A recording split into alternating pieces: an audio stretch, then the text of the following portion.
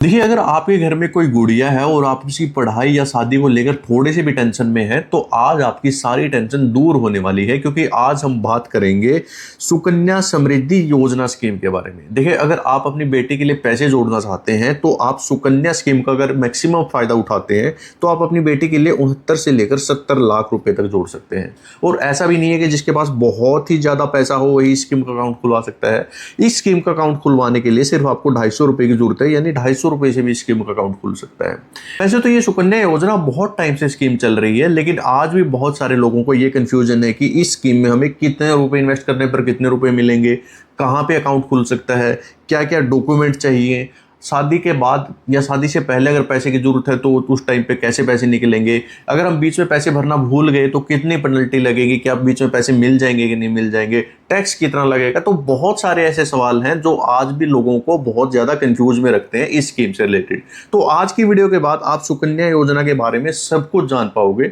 आप खुद ही नहीं जानोगे, आज के बाद आप अपने रिलेटिव या अपने दोस्तों को भी बताओगे कि सुकन्या योजना के कितने फायदे हैं। तो सबसे पहले तो बात करते हैं आखिर ये सुकन्या योजना है क्या और ये कैसे काम करती है और कैसे हमें इस स्कीम से पैसे मिलते हैं। देखिए, सुकन्या योजना एक भारत सरकार की स्कीम है। आप ये मान के चलिए कि ये एक गुल्लक की तरह है कि आपने अपनी बेटी के लिए एक गुल्लक खुलवा लिया, उसमें आप हर महीने थोड़े थोड़े पैसे इसमें डालते जाएंगे और उसके साथ साथ हर साल भारत सरकार भी इसमें ब्याज के रूप में पैसे डालती जाएगी।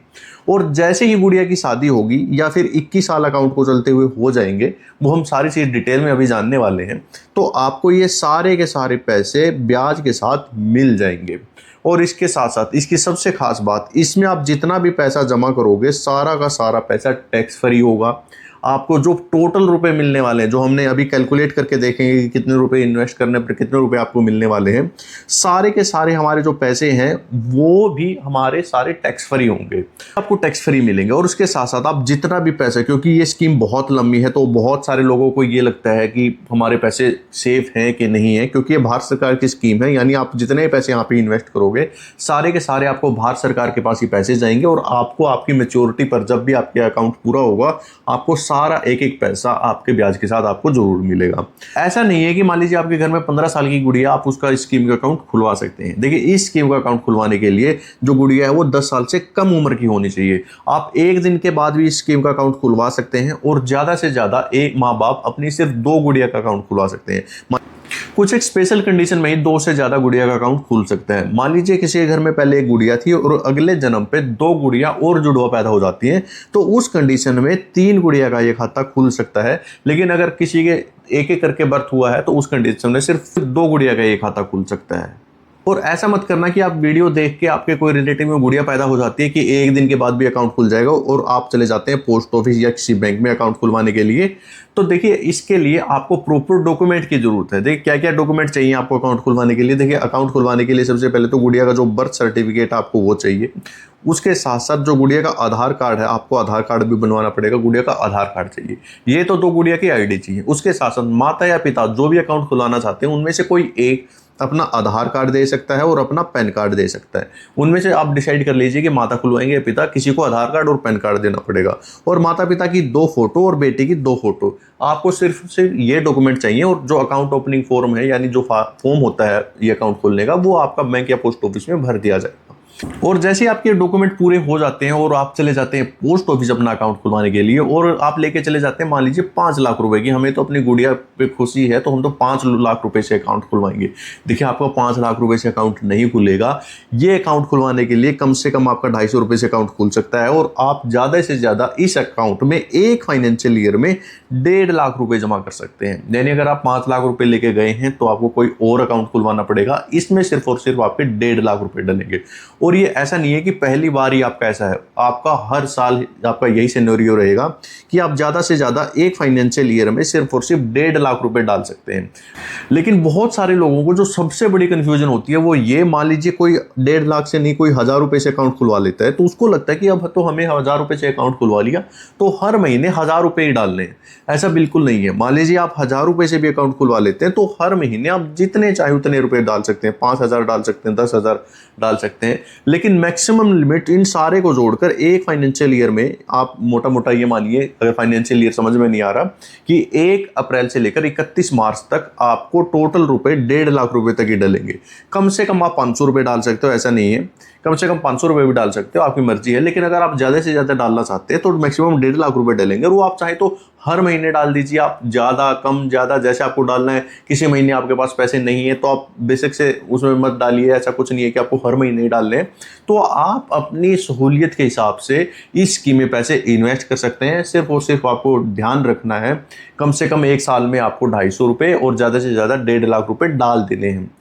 कई बार अगर आप किसी साल पैसे डालना भूल जाते हैं, मान लीजिए आपने किसी 10 साल पैसे नहीं डाले, तो उस कंडीशन में ज़्यादा घबराने की जरूरत नहीं है। मान लीजिए आपने 4 साल तक पैसे नहीं डाले, तो आपको सिर्फ और सिर्फ 4 साल का हर साल का 50 रुपये फाइन देना है, यानी 200 रुपये आपके फाइन के बन गए, और बाकी जितने रुपये आप डालना चाहते हो उतने आप डाल सकते हो। तो यानी मान लीजिए आप 5,000 रुपये डालना चाहते हैं, तो क्या होगा कि उसमें से 200 रुपये आपके फाइन के कट जाएंगे और 4800 रुपये आपके अकाउंट में जमा हो जाएंगे। तो ये अकाउंट ऐसा मत समझिएगा कि हमने 2 साल नहीं डाला तो अकाउंट बंद हो गया तो अब क्या करें, ऐसा कुछ नहीं है। बस आपको 50 रुपये हर साल का फाइन लगेगा और आपको ये जमा कर देने। अब आपने सोच लिया ठीक है पैसे भी जमा कर देंगे, अकाउंट भी खुल गया, लेकिन ये पैसे कब तक जमा करने हैं? क्या हमें जब तक शादी होती रहेगी तब तक हम जब तक शादी होगी तब तक हमें पैसे जमा करने हैं, या बीच में कोई ऐसी टाइम लिमिट है? देखिए, आपने आज अकाउंट मान लीजिए खुलवा लिया, तो आज अकाउंट खुलवाने से अगले 15 साल तक आपको ये पैसे ऐसे ही डालने हैं, यानी 1.5 लाख रुपए तक। अब कन्फ्यूजन बहुत सारे लोगों को ये भी रहती है कि 15 साल की गुड़िया होगी जी, अब हम पैसे जमा नहीं करेंगे। देख, गुड़िया की एज से इस अकाउंट का कोई लेना देना नहीं है। आपने आज अकाउंट खुलवाया तो अगले 15 साल तक, गुड़िया की एज चाहे कुछ हो जाए, आपको अगले 15 साल तक ये पैसे जमा करने हैं। और उसके बाद आपने यहाँ तक जो पैसे जमा कर दिए, तो आपने मान लीजिए पहले साल कुछ पैसे जमा करे, उसके ऊपर ब्याज लगा, हर साल आपका इसमें ब्याज उड़ता रहेगा और आपके पैसे जमा होते रहेंगे। तो 15 साल तक कुछ पैसे आपने यहाँ पे जमा कर दिए होंगे, टोटल पैसे। अगले 6 साल आपको कुछ नहीं करना, आपने जितने पैसे जमा हो रखे हैं और आपका जितना ब्याज इसमें जुड़ चुका है, उस पूरे पैसे पर अगले 6 साल तक ब्याज लगता रहेगा, और वो भी हर साल चक्रवर्ती ब्याज लगता रहेगा। और जब अकाउंट को चलते हुए 21 साल हो जाएंगे तो पूरे के पूरे पैसे आपको ब्याज के साथ मिल जाएंगे।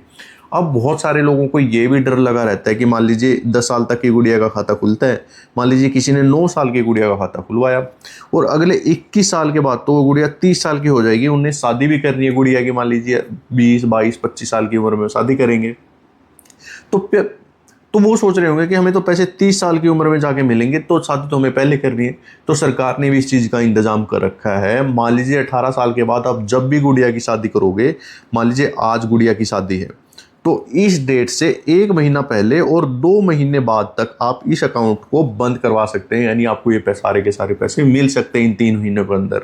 लेकिन अगर आप ये 3 महीने चूक गए तो उसके बाद ये पैसे 21 साल के बाद ही आपको मिलेंगे। ये चीज़ जरूर ध्यान रखें कि जब भी गुड़िया की शादी हो तो आप इन 3 महीनों के अंदर अंदर इस अकाउंट को बंद करवा लें, और आपको सारे के सारे पैसे आपको फिर उस कंडीशन में मिल जाएंगे। मैंने आपको बताया था कि ये जितने भी पैसे आपको मिलेंगे सारे के सारे टैक्स फ्री होंगे, यानी आपको कोई टैक्स उन पैसों पे नहीं देना है। लेकिन ये जो पैसे हैं ये माँ या बाप को नहीं मिलेंगे, ये पैसे मिलेंगे गुड़िया को। यानी कि जैसे ही गुड़िया 18 साल की हो जाएगी, गुड़िया का आधार कार्ड पहले ही दे रखा है, दोबारा आपको फिर देना है, और उसका पैन कार्ड। आपको ये अपडेटेड आधार कार्ड और पैन कार्ड आपको दोबारा से केवाईसी करवानी पड़ेगी, और जो सुकन्या का अकाउंट है वो गुड़िया के नाम चला जाएगा। अब इस खाते को ऑपरेट करेगी गुड़िया, और जब भी शादी होगी तो उस टाइम पे जो पैसे मिलने वाले हैं वो गुड़िया को मिलेंगे। और ऐसे नहीं है कि आप सिर्फ और सिर्फ पासबुक लेके चले गए पोस्ट ऑफिस या बैंक में और आपको ये पैसे मिल जाएंगे, क्योंकि सरकार को क्या पता कि शादी होने वाली है कि नहीं होने वाली है। तो उसके लिए कुछ स्पेशल डॉक्यूमेंट चाहिए जब आप ये अकाउंट बंद करवाना चाहते हैं 21 साल से पहले। तो वो स्पेशल डॉक्यूमेंट क्या है? तो उसके लिए आपको क्या करना पड़ेगा, सबसे पहले तो जो आपकी शादी है, शादी का कार्ड आपको देना वहाँ पे पड़ेगा। और जो शादी का कार्ड आप दोगे तो वहाँ पे उसके साथ साथ आपको एक नोटरी पब्लिक से एक एफिडेविट भी देना पड़ेगा कि हाँ सच में इस गुड़िया की शादी है और ये पैसे इस गुड़िया की शादी के लिए यूज करने वाले हैं। आपको वो एफिडेविट देना है, शादी का कार्ड देना है, और अपनी जो पासबुक यहाँ पे है वो पासबुक आपको देनी है, और आपका ये अकाउंट बंद हो जाएगा।